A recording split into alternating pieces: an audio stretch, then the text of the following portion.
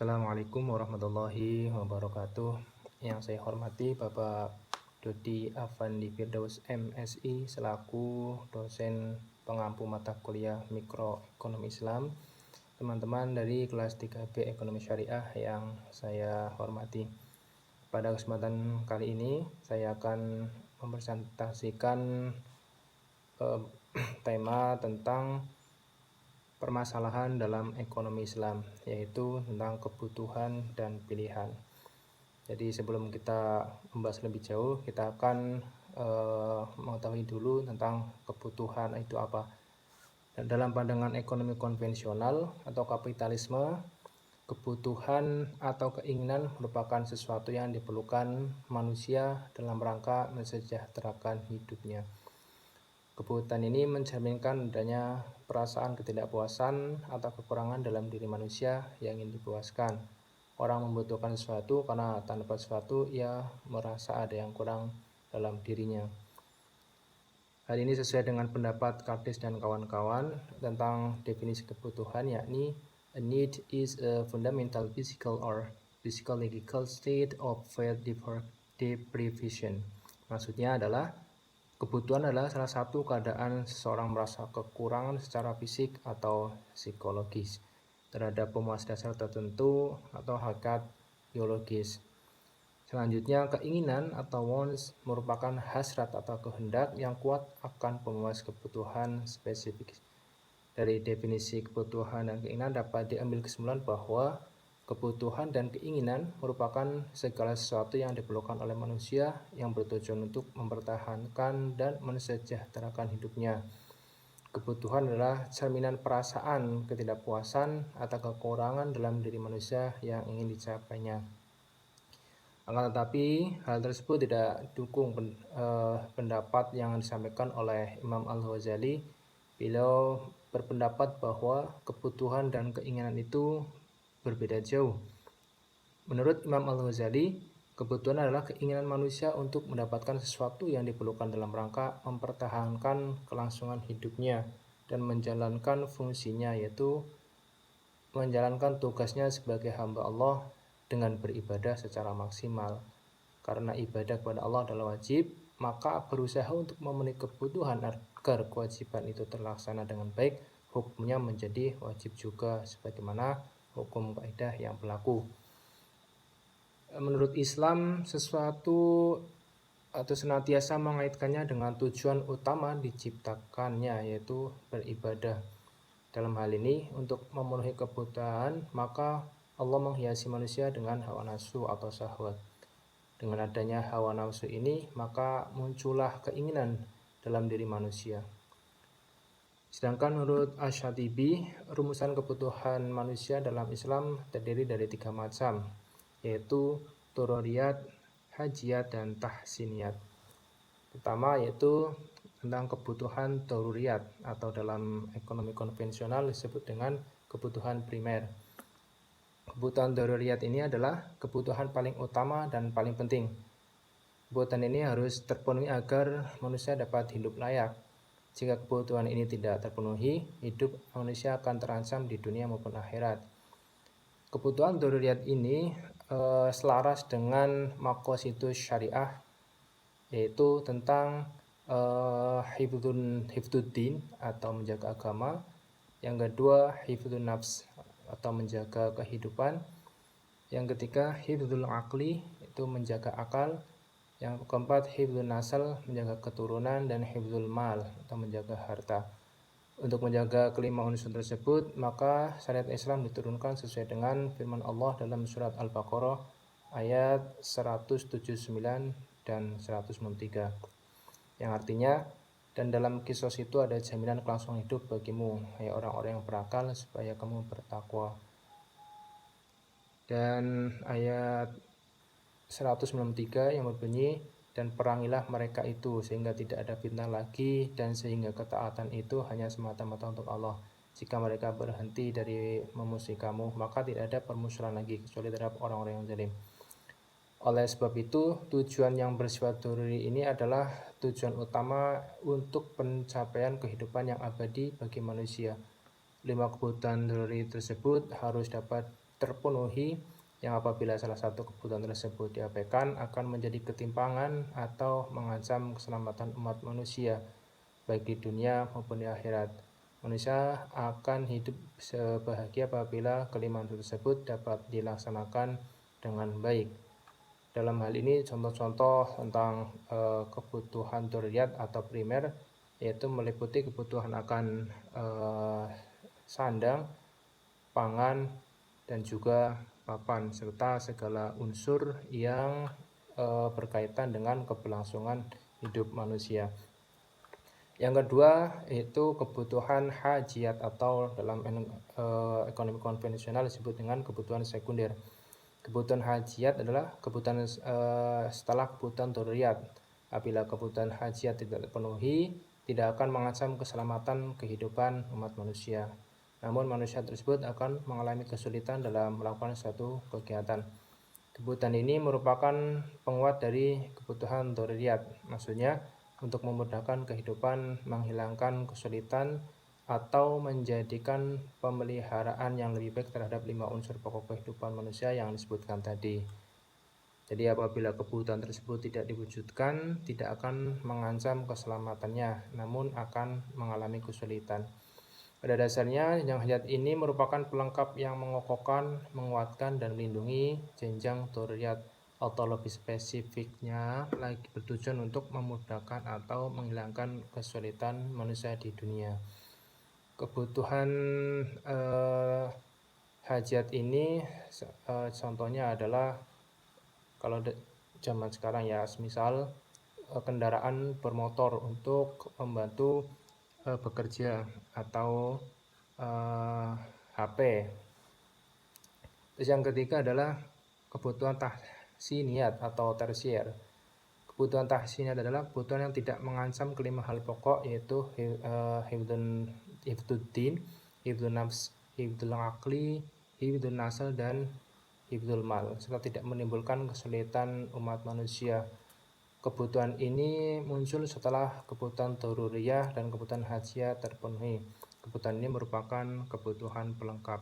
Ya, dalam ekonomi konvensional kita mengenal adanya pemenuhan tentang barang-barang yang bersifat hobi atau kesukaan seperti emas ataupun barang-barang yang bersifat kesenangan. Maka kebutuhan tahsiniyat ini sama sekali tidak mempengaruhi tentang keberlangsungan hidup, karena jika tidak dipenuhi pun tidak menimbulkan masalah. Kemudian kita mengenal juga atas adanya utility atau use-loss, yang dalam ekonomi konvensional salah satu dasar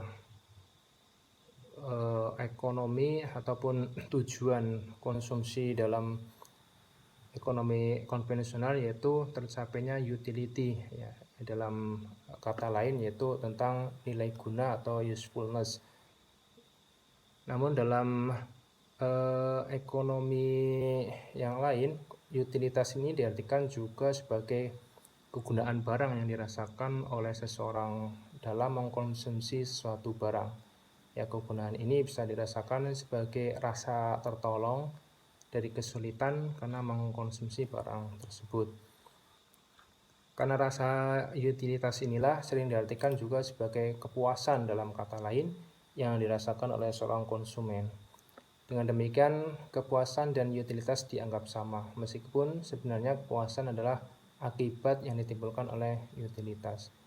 Namun dalam konsep ekonomi Islam, kita tidak hanya mengenal utility atau kegunaan barang yang kita konsumsi, namun jauh lebih dari apa yang terkonsep oleh ekonomi konvensional, bahwa suatu proses konsumsi dalam ekonomi Islam itu harus memiliki sebuah maslahah atau kebaikan. Nilai maslahah ini bisa dikorelasikan dengan kebutuhan, ya. Jadi ada beberapa perbedaan sebelum kita berangkat lebih jauh tentang maslahah ini dan utility dalam ekonomi konvensional. Yang pertama, bahwa konsep maslahah ini dikorelasikan dengan kebutuhan atau need, sedangkan kepuasan utility ini dikorelasikan dengan keinginan.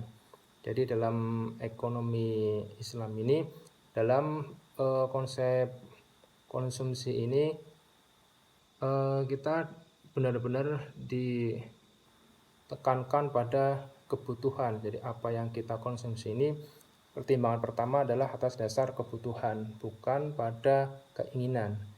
Nah, nanti kita akan pelajari lebih jauh bahwa apa yang membedakan antara kebutuhan ini dengan pilihan-pilihan atas konsumsi tersebut. Perbedaan yang kedua adalah utility atau kepuasan bersifat individualistis. Jadi tergantung dari seseorang mengkonsumsi suatu barang. Tetapi dalam ekonomi Islam, masalah ini tidak hanya dirasakan oleh individu, tapi dia bisa juga dirasakan pula oleh orang lain atau sekelompok orang lain atau masyarakat. Jadi titik tekannya itu bahwa dalam ekonomi konvensional ini yang diharapkan adalah kepuasan pelanggan per subjektif ya. Tapi dalam konsep ekonomi Islam, masalah ini lebih ditekankan pada secara umum kelompok masyarakat. Jadi walaupun secara individual bahwa hal tersebut telah memenuhi hasrat ataupun utilitas, tapi ketika menimbulkan masalah terhadap sosial, maka hal tersebut tidak mendatangkan maslahah. Kemudian perbedaan yang selanjutnya, maslahah itu relatif lebih objektif ya, seperti yang saya sebutkan tadi bahwa masalah itu lebih pertimbangan objektif. Dalam hal ini lebih condong pada kriteria tentang halal atau baiknya, sehingga suatu benda ekonomi dapat diputuskan apakah memiliki maslahah atau tidak. Sementara utilitas itu hanya berdasarkan pada kriteria yang lebih subjektif ya, karena dapat berbeda antara individu yang satu dan yang lain. Ya, tadi saya sebutkan bahwa kalau utility dalam konsep ekonomi konvensional ini lebih pada kepemenuhan subjektivitas. Kemudian maslahah itu individu relatif konsisten dengan maslahah sosial. Sebaliknya, utilitas individu sering berseberangan dengan utilitas sosial. Jadi konsep maslahah ini secara mendasar apa yang dipahami oleh masalah individu itu juga konsisten dengan individu dengan maslahah sosial. Karena konsep-konsep kemaslahatan dalam Islam ini adalah suatu nilai yang selaras dengan nilai-nilai ajaran Islam. Yang kemudian maslahah ini dijadikan tujuan dari seluruh pelaku ekonomi. Dalam ekonomi Islam ini, nilai maslahah ini menjadi dasar mengapa ekonomi, baik itu bagi konsumen, produsen maupun distributor. Maka semua aktivitas ekonomi mencapai tujuan yang sama, yaitu kesejahteraan. Dalam ini bukan hanya mementingkan salah satu pihak, tetapi semua pihak yang terkait dengan siklus ekonomi harus sama-sama mempunyai tujuan, yaitu tentang kemaslahatan atau kesejahteraan bersama. Berbeda dengan nilai utility dalam ekonomi konvensional, yang konsumen mengukurnya dari kepuasan yang diperoleh konsumen dan keuntungan yang maksimal bagi produsen dan distributor, sehingga berbeda tujuannya yang akan disapainya. Dalam ekonomi konvensional atau kapitalisme, seorang produsen itu akan mencari keuntungan yang sebesar-besarnya tanpa memperhatikan apakah bagi konsumen atau orang lain merasakan kesejahteraan atau tidak. Itu tidak terkonsep dalam ekonomi konvensional. Berbeda dengan konsep ekonomi Islam yang menekankan bahwa baik antara produsen, distributor maupun konsumen harus bersama-sama memiliki tujuan, yaitu untuk kesejahteraan. Jadi tidak hanya melulu tentang pencarian keuntungan yang sebesar-besarnya, tapi bagaimana bahwa ekonomi ini bisa memeratakan kesejahteraan masyarakat. Yang selanjutnya, dalam konteks perilaku konsumen ini, utility diartikan sebagai konsep kepuasan konsumen dalam mengkonsumsi barang atau jasa, seperti yang saya jelaskan tadi. Sedangkan maslahah diartikan sebagai konsep pemetaan perilaku konsumen berdasarkan asas kebutuhan dan prioritas. Ya, itu tadi tentang perbedaan yang mendasar antara utility dalam konsep ekonomi konvensional dan konsep maslahah atau kesejahteraan dalam konsep ekonomi Islam. Dalam pemenuhan kebutuhan ini tentu kita dihadapkan pada skala prioritas. Jadi kebutuhan mana yang lebih didahulukan terhadap kebutuhan yang lain. Makanya dalam teori ini kita mengenal namanya teori tentang skala prioritas. Pada dasarnya konsumsi muslim ini tidak dapat dipisahkan dari peranan keimanan. Ya, keimanan sangat mempengaruhi sifat, kuantitas, dan kualitas konsumsi, baik dalam bentuk kepuasan materi ataupun spiritual. Artinya bahwa sebagai landasan dalam berperilaku ekonomi, baik itu produsen, distributor maupun konsumen, konsep keimanan ini menjadi landasan utama bahwa apa yang kita lakukan ini adalah bersifat ibadah dan memiliki tujuan yang seimbang antara kebutuhan orientasi duniawi dan ukhrawi. Keimanan ini memberikan saringan moral dalam membelajarkan harta dan juga memotivasi pemanfaatan pendapatan untuk hal-hal yang efektif.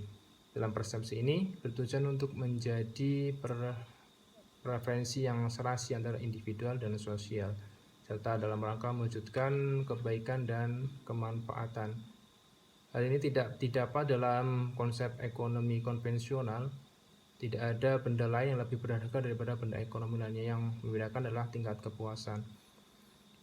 Sedangkan dalam ekonomi Islam itu terdapat benda-benda ekonomi yang lebih berharga bernilai, sehingga hal tersebut akan diutamakan dibandingkan pilihan konsumsi lainnya. Di samping itu terdapat suatu kebutuhan yang lebih mendesak berdasarkan tingkat kemaslahatannya. Hal inilah yang saya jelaskan tadi, bahwa ada skala prioritas dalam Islam yang harus didahulukan dalam pemilihan kebutuhan. Jadi kebutuhan mana yang akan didahulukan, namun dalam konsepnya yang mendasari adalah bagaimana keimanan itu menjadikan pilihan-pilihan kebutuhan itu menjadi lebih tepat guna. Sebagai contoh, ketika kita dihadapkan pada konsumsi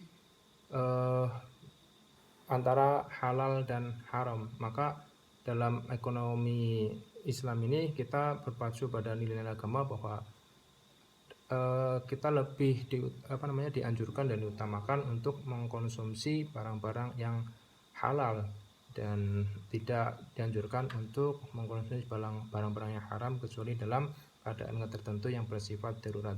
Berbeda dengan dalam konvensi Islam dalam konsep ekonomi konvensional yang tidak membedakan tentang halal dan haram. Karena dalam konsep ekonomi konvensional ini, semua barang itu adalah bisa memiliki nilai jual. Jadi tidak ada pembatasan apakah barang itu halal atau haram. Kemudian dalam hal lain, menurut Yusuf Al-Qaradawi, ya, Al-Quran melarang perbuatan yang melampaui batas, berlebih-lebihan dalam belanja dan menikmati rezeki yang baik. Ya, konsumsi dalam Islam ini yang dimaksud adalah tidak boleh berlebih-lebihan dalam membelanjakan harta dan berfoya-foya, karena sesungguhnya yang di dunia ini hanya milik Allah. Jadi dalam mengkonsumsi suatu barang, manusia harus bisa memprioritaskan suatu barang yang lebih bermanfaat dalam memenuhinya. Untuk melaksanakan hal tersebut, manusia perlu adanya etika dan norma dalam konsumsi Islam yang bersumber pada Al-Quran dan Sunnah. Jadi maksudnya bahwa dalam konsep pemenuhan kebutuhan ini, kita harus memperhatikan nilai-nilai etika yang selaras dengan nilai-nilai Islam. Dan hal ini dalam hal pemenuhan kebutuhan tidak diperkenankannya bersifat berlebih-lebihan. Jadi ketika sudah memenuhi apa yang menjadi kebutuhan, maka dianjurkan untuk tidak berlebih-lebihan atau berfoya-foya seperti yang tercantum dalam Al-Quran, bahwa Allah itu tidak menyukai orang-orang yang melampaui batas. Hal ini yang menjadi salah satu alasan dalam Islam bahwa konsep konsumsi ini dibatasi ya. Pertama itu hanya ada pemenuhan kebutuhan yang tadi disebutkan di atas, dan tidak menganjurkan untuk berlebihan dalam konsumsi.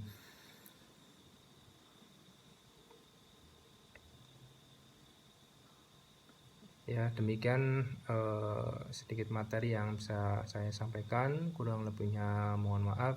Assalamualaikum warahmatullahi wabarakatuh.